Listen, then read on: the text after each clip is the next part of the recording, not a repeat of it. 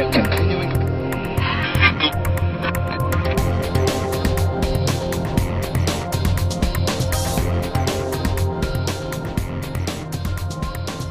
You know, there is a misconception that builders are all out for profit and they only do what they have to do. But there are some builders out there that are very proactive. They're going above and beyond and really changing the way this industry is operating and literally changing the skyline of the city. They're paving the way. And I think we can say most builders. You know, this is one of the things that we're very fortunate here at the Real Estate Talk Show.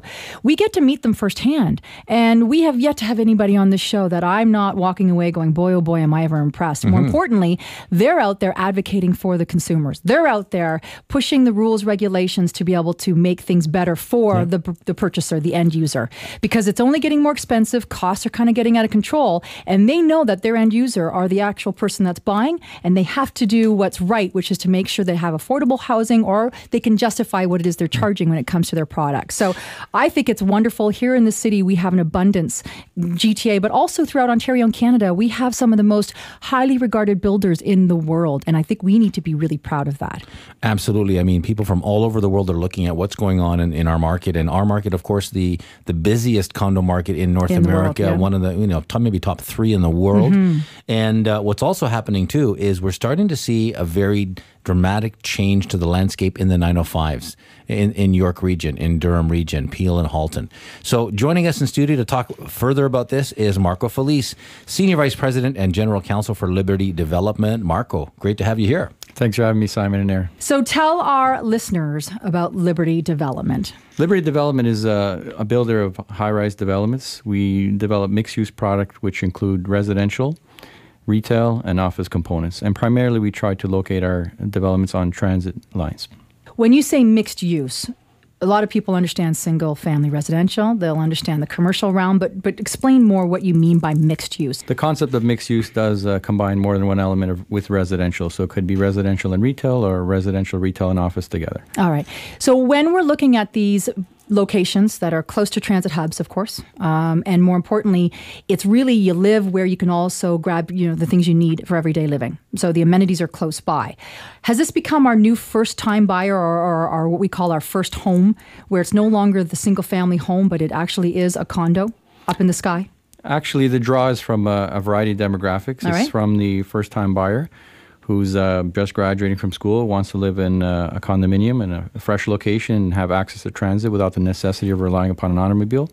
But we do also have a draw from move-down buyers, people who have had a large home, who have kids who have fled the nest and wish to sell their home and move into an apartment, condominium, and have convenient lifestyle, access to retail, access to restaurants, shopping, underground parking, and transit. Now, Simon, we also have been had the opportunity to talk to people that said they're noticing a real trend towards families moving into condos. So they actually have children and they're wanting that close proximity. The travel time to and from to work is just becoming unbearable. So this is becoming a new trend. Are you seeing that as well, Marco? We do see increasing amount of families making an acquisition in the condominium market. Where we develop closer to the north part of the city, there's more of an interest to move out of homes and into the condominium. Well, it's economical, and having lived in a condo when my kids were small, I remember no grass, no snow to contend with. Just pull in the underground garage and take your groceries up. So there's the pool right down below, so you can take the kids swimming. Court. I mean, some of the amenities in these complexes are fantastic. And I think when we talk about projects, for example, like World that Liberty developed, and we'll talk about that in a second. It's an opportunity where you have everything all in one place, where you could be literally working in the tower next door, own a condo right there. The shopping is there, the amenities are there. And you're saving gas, time, money, and energy. So it's a great option for people. Yeah, for sure. So let's talk about World. So for those that don't know Liberty Development, World is a project. Let's talk about where it is and what it is. World on Yonge is a development that was conceived about 10 years ago. It's in the north part of the city, Yonge and Steeles area. It's a 10-acre site that used to be home to a strip mall and 100% of asphalt parking lot. Okay.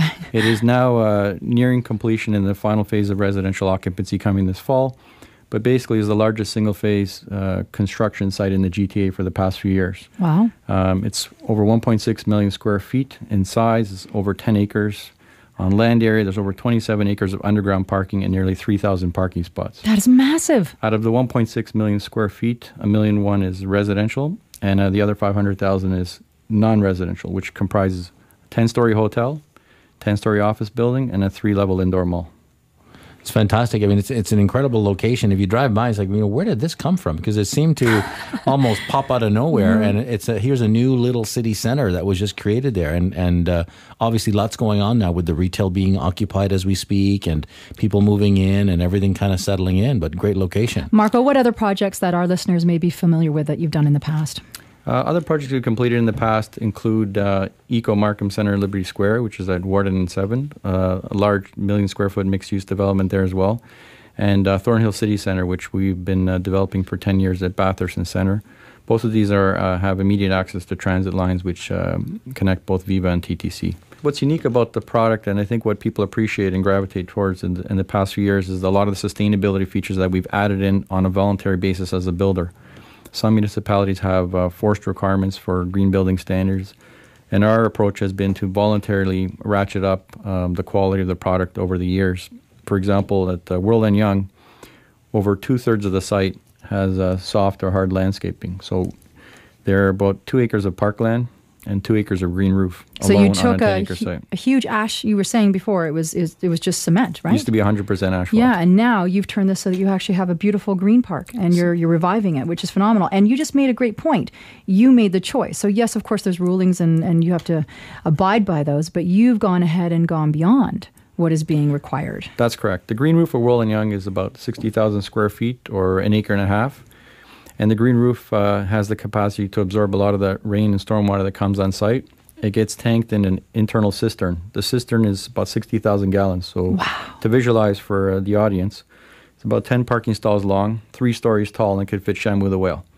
So all the rainwater that comes onto the site... Maybe Shamu and his girlfriend. Yeah. Maybe Shamu and his girlfriend. Yeah. Wow. So all the water that comes on site is retained in the tank, and the water is used for irrigation as well as the public toilets. How incredible is that? And is this something that you said you went ahead and did this? Are there requirements to have green roofs? Is this something that you must do? There are no legal requirements in the 905 to have green roof. It's a City of Toronto requirement does mandate green roofs. So it's a 416 area code requirement. It's a 416 requirement, but not on the 905. But on the 905, as part of our design, and incorporating with all the water retention requirements that do exist, as well as some of the aesthetic needs of the residents. When they look down out of their unit, it's preferable for them to look onto a green roof than on a black asphalt roof.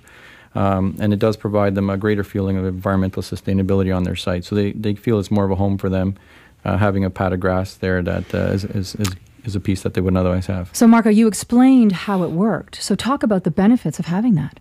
The benefits to the on-site residents, as I mentioned, are aesthetic. That's a nicer view. Mm-hmm. Also, there are potential cost savings for irrigating the internal landscaping. The water can be reused and recycled as opposed to taking a draw on municipal water. And off-site, there's significant benefits to the local government and local municipality. They can translate and produce capital requirements. They don't need to size the water pipe as much because we reuse a lot of the water that comes onto our site. So for a project that has 1,200 apartments or maybe 2,500 people, plus the commercial where you have 3,000 or 4,000 people a day, where the water draw can be reduced on the municipal requirement, it saves everybody in increased taxes. Simon, I find this fascinating. So from a realtor perspective, somebody buys a unit in one of these buildings, Liberty Development, this must be a huge selling feature. Unfortunately, it's one of these things that really can't translate to most people in terms of a practical sense. Okay. So we got to count on our, on the community, especially realtors out there, to explain the benefits of this. Because normally, when you go to look at a condo, you're not going to go look at the roof. That's just not part of the tour. But if you explain to people, this is what's going on. I think people want to feel that they're in an environment that is doing good as much as possible. And of course, there could be some cost savings as well for the condo corporation. It's not like it's going to take $100 off your maintenance fee, so it's not that exciting to talk about the cost benefits. But it is something that I think it's just the wave of the future. It's the way of the way we're going, and where all buildings need to be doing this. So if you're targeting clients that are environmentally conscious, of course, definitely want to take them to Liberty Development. Yeah, highlight it. Yeah. All right. So what are some other common green technologies that Liberty Development is utilizing? We have done for the past 7 years a top 10 list, which is available on our website, of voluntary features to improve the environmental performance of the buildings. Low flow aerators, high efficiency boilers, and a host of other items. Every time we come with a new product, we try to improve the performance of the building. The main reason for locating on transit lines is in order to moderate people's behavior for automobile dependence, you have to force a reduced opportunity for automobiles. So if you're selling a condominium and there's only room to purchase one automobile parking spot, you can't have two cars. You have to carpool, you have to take transit, you have to get a ride with someone or walk to work. And so you're making a moderated behavior change by providing this type of product near transit lines. So the municipalities have to be on side with this stuff because it just all makes sense. But one last question before we wrap. How do organizations such as BUILD help to promote the green building aspect of what you're doing? And when we're talking BUILD, the Building Industry and Land Development Association. Mm-hmm. That's correct. The home building organization does a fantastic job at providing new homeowners with opportunities for green buildings through its membership. And this company that we work with, the Liberty Development, is the recipient of 3 awards for its projects. It's called the Places to Grow Community of the Year Award, which is a home building award. It's a pinnacle level award that's given to the home builder who provides a product that meets the goals of provincial legislation of sustainability and planning and development. And 3 of our projects, Liberty Square, World on Young, and Central Square at Western Road and Highway 7, which is an upcoming project, have been the recipient of these 3 awards. So we're very proud to be honored by our co-members in the building industry. We think that's helpful guidance as the way of things to go. We notice that our listenership is certainly asking more and more questions, and they're caring more about what we call environmentally friendly building concepts or designs or options. Are you seeing the same trend? Obviously you are, because you're providing it, but are you seeing it now on a larger scale? I think so. I think as a corporate culture, a lot of builders are recognizing that resources are limited. We have a duty for our children and future generations to make sure that we take care of ourselves today, but we don't inhibit future generations to take care of their own needs. So I think everyone's a lot more conscious of how we use resources, not just construction, but all elements of our daily lives. Marco Filice, thank you so much for coming in. And of course, good job in what you're doing. We'll have to get you back. And of course, Senior Vice President and General Counsel for Liberty Development. And remember, everybody, you can visit our website at realestatetalkshow.ca. And we're going to make sure we have some of those visuals, especially of the green roof, because it's pretty spectacular. It's amazing stuff. We've got to see it. Again, great having you here. Thank you very much, Erin and Simon.